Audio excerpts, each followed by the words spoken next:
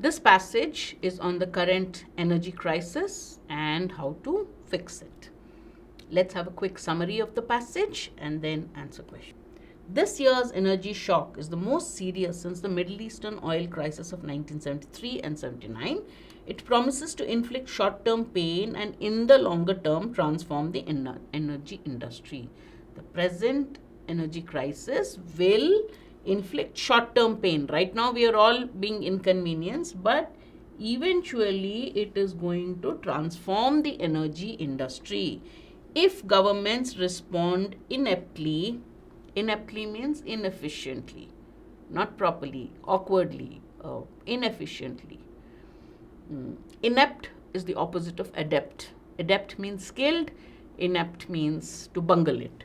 If they respond ineptly, they could trigger a relapse towards fossil fuels, which would make it harder to stabilize the climate. So if governments take the wrong step now, handle this crisis, don't handle this crisis properly, we may have to revert, a relapse. There may be a relapse to the use of fossil fuels and make it harder to stabilize the climate.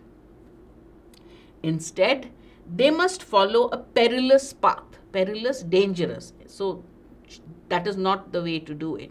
They must follow a slightly tricky path that combines the security of energy supply with climate security. We need energy. We need a secure energy supply. At the same time, we also cannot damage our climate further. So we need governments, nations should follow the tricky path of combining a steady, stable energy, secure energy supply with climate security. Everywhere. This is the first paragraph having a lot of important points which gives us a clue to the rest of the passage. This is what he's going to talk about. Everywhere there are shortages and fragility. Energy shocks can become political catastrophes. A third of the rich world's inflation is of 8% is explained by soaring fuel and power costs. So everywhere you see there are problems. Energy shocks can lead to political catastrophe, political disasters.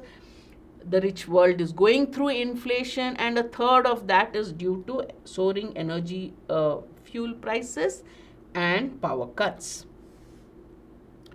Households struggling to pay bills are angry. Now, this is as far as nations as a whole are concerned.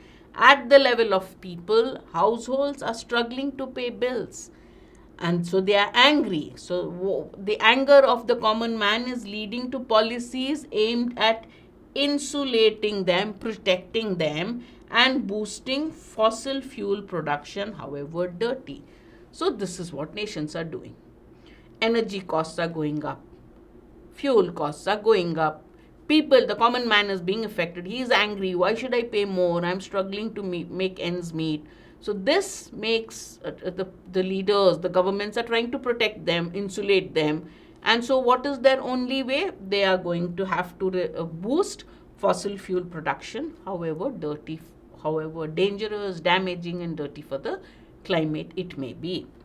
Mr. Biden, who came to power promising a green revolution, plans to suspend petrol taxes and visit Saudi Arabia to ask it to pump more oil. This is what America is going to do. One, it's going to cut down petrol taxes so that the common man petrol can be a little more affordable for him. And he wants to ask Saudi Arabia to send some more oil to the US.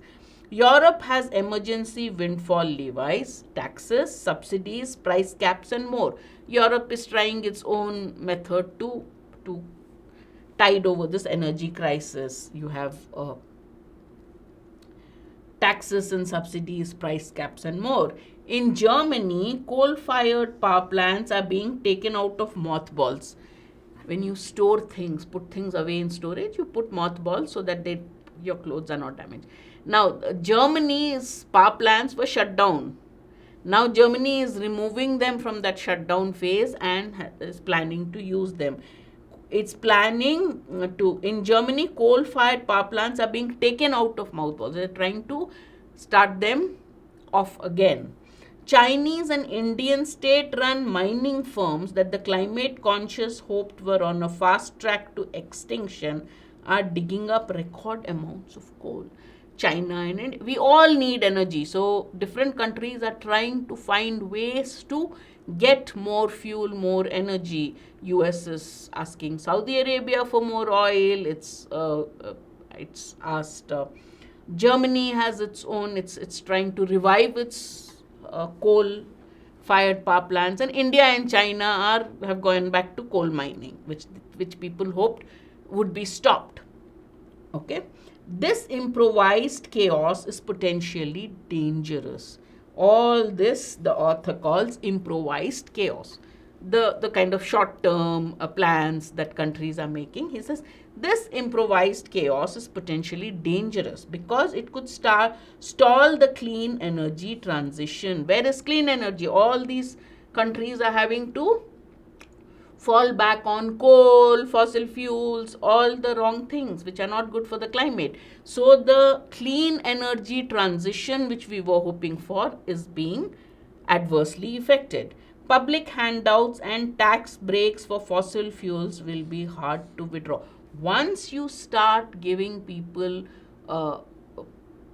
fossil fuel handouts, means at a cheap or rate, handout is actually free.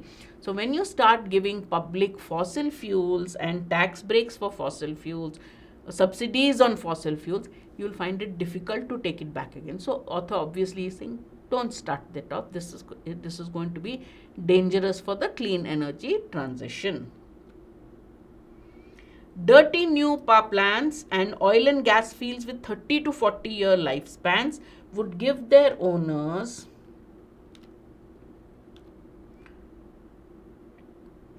all right. Now in this paragraph, the author is coming up with his suggestions. What is that? Dirty new power plants and oil and gas fields with 30 to 40 year lifespan would give their owners more reason to resist phasing fossil fuel. Okay. It's continuing on the same thing, that when you have new power plants, so when we are reviving power plants, oil and gas fields, so author is saying new power plants, new gas fields with 30 to 40 year old lifespans would give their owners, people who own these gas fields, oil and gas fields, would not support phasing